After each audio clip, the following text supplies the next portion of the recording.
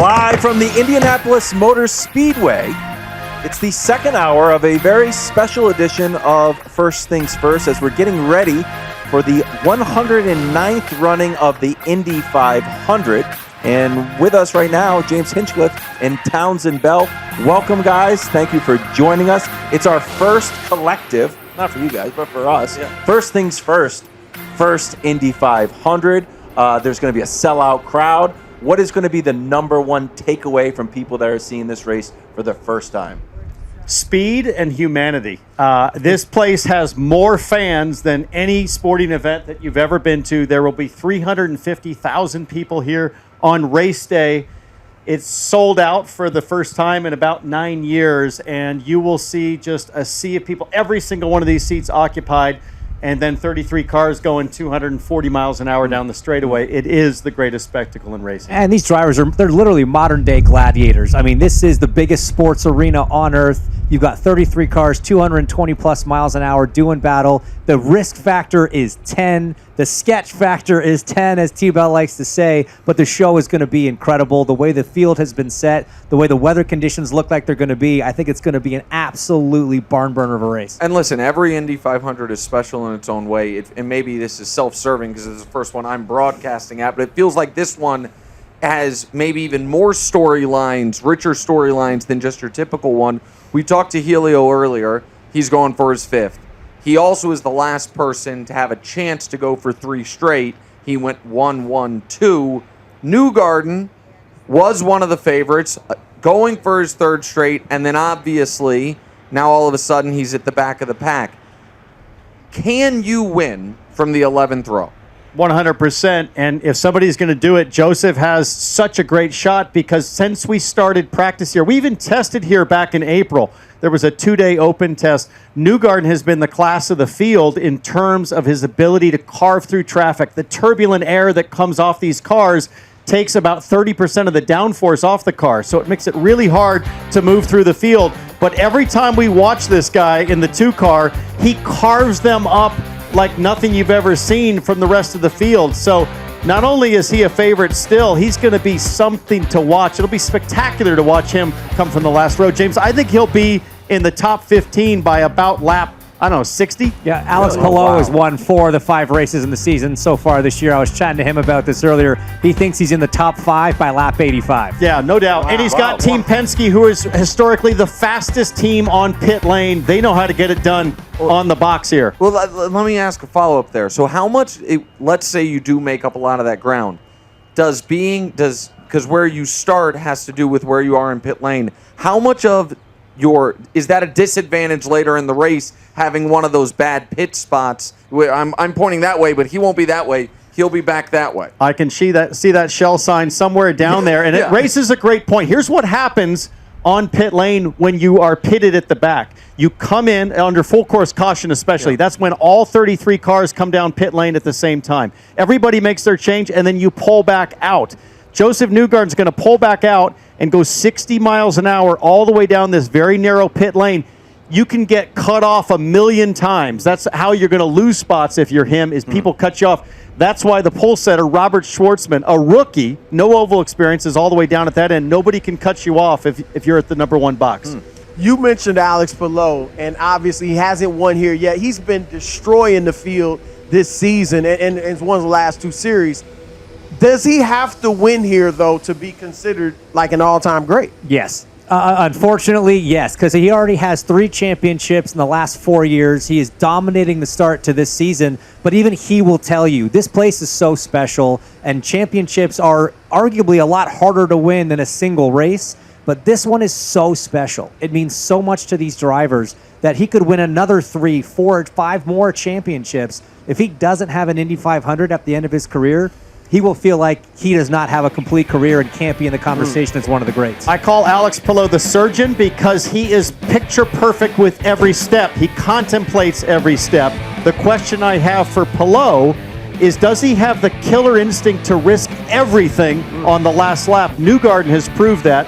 Palou's got to do it here. Well, he's got to be able to, right? At this point, if he's feeling a little bit desperate, he's won 4 of the 5 races. Like, I would think that he would go and just leave it all out there at this point. I don't know if it's in his character. That's Really? why he's a 3-time champion at just 28 years old, is he just calculates every move with such precision. But winning here at Indy, James, on the last lap oftentimes is throwing all of that calculation out the window and just going big. And Álex has always been a big picture guy, but I think with the lead that he has in the championship already at this point in the season, he can afford to crash going for it. He can afford to go checkers or wreckers and really try to lay it out on the line. Do you guys think he would have won though here 3 years ago if they didn't have the? If people don't know, I think it was 22. I might have the year wrong. He had the pole. 23. He had the pole. He was in great position during the race. Another driver just kind of Lost it on pit lane. Lost it on pit lane, and so it cost him, I don't know, 30. However long it cost him, he still finished fourth, I think, in the race. It feels like the question of can he win on an oval. I know he didn't win, but it felt like he was going to have a great chance to win that race, and then lightning struck in a negative way. Do you think that gives confidence that he can do it, or change anyone's opinion about whether or not he can do it? He absolutely can do it. The point I'm trying to make is in the last few years here, this last lap battle for the win has come down to the bravest driver, and it's a game of chicken. We saw it with Pato O'Ward and Marcus Ericsson 2 years ago down in Turn 1. Last year, Pato O'Ward and Josef Newgarden. Newgarden's move to win this thing was insane. Like, it was putting his body, his career, everything at risk. Can you explain turn 3. that if people didn't see it? Yeah, so Pato O'Ward's leading on the last lap. They come off Turn 2 with half a lap to go. Josef Newgarden has a run, goes to the outside. Most passes safely here happen to the inside. Newgarden goes to the outside and just doesn't lift. It was full commitment. It was a decision to put everything on the line. It could have ended with both in the wall. I'm telling you, that's why I'm a Newgarden. And Newgarden's fired up. Yeah, he's fired up going to the back of the pack. We talked to Kyle Larson earlier. How should we think about Kyle Larson, what he's trying to do? Is it just like, wow, cool story, cool narrative, cool like endurance feat? And then when he's talking to him, like, oh, hold on. He started to make some good points. Like, man, I race. I do this. I race this. And then when I'm not doing NASCAR or Indy, I'm racing other stuff you guys don't know. Well, we don't know. I'm doing 50 other races. And I'm an expert at ovals. All I do is run ovals. Right?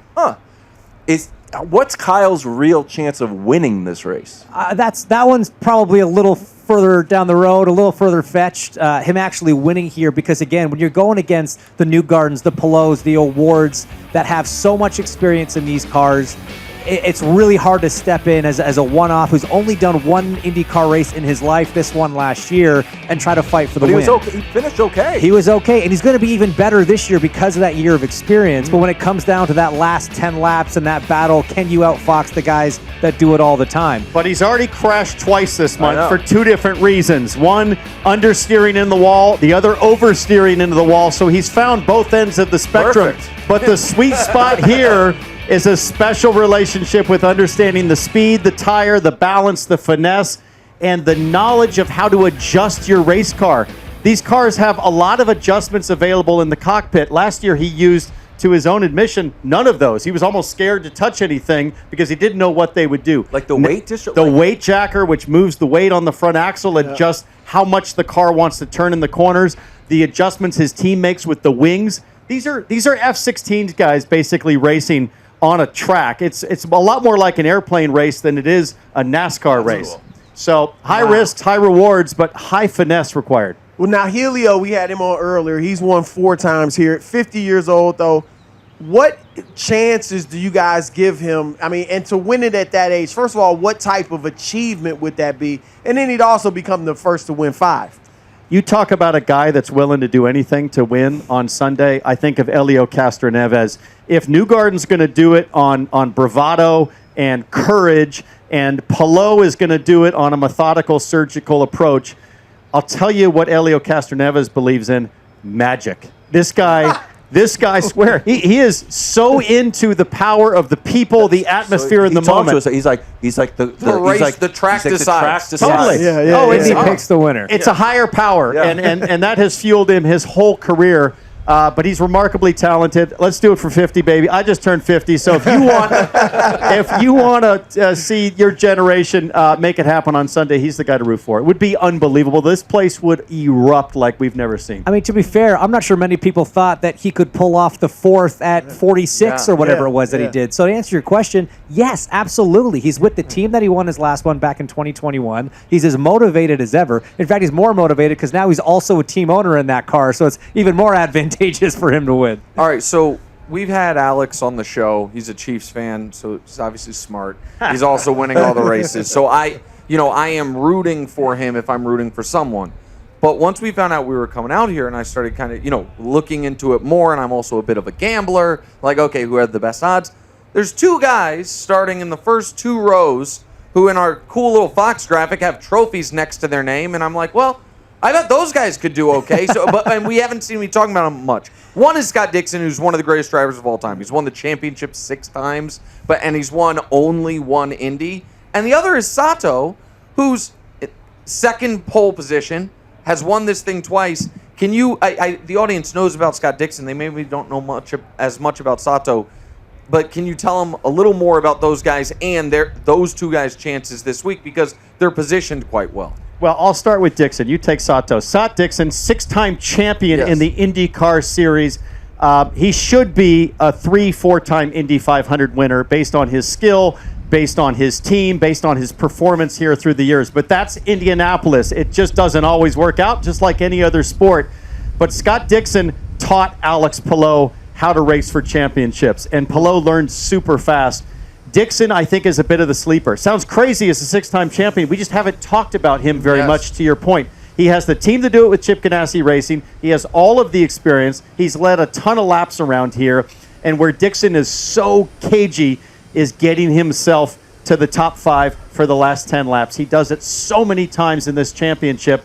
He's an easy, I wouldn't even call him a dark horse. I'd put him in my top 3 or 4 best chances to win. Sato's a totally different character. Totally different character. And you have some history with Sato. Don't we all? I think anybody that's been on track with Sato's had history with him. He's a very, very hard racer, but he has a magic touch around this place. Doesn't have a ton of wins in the IndyCar series, but he's got himself 2 500s. Yeah. He knows how to get around the speedway. He nearly had 3. You go back to 2012, a last lap pass on Dario Franchitti for the win, went a bit sideways. He ended up in the wall, but he was up there fighting for the win.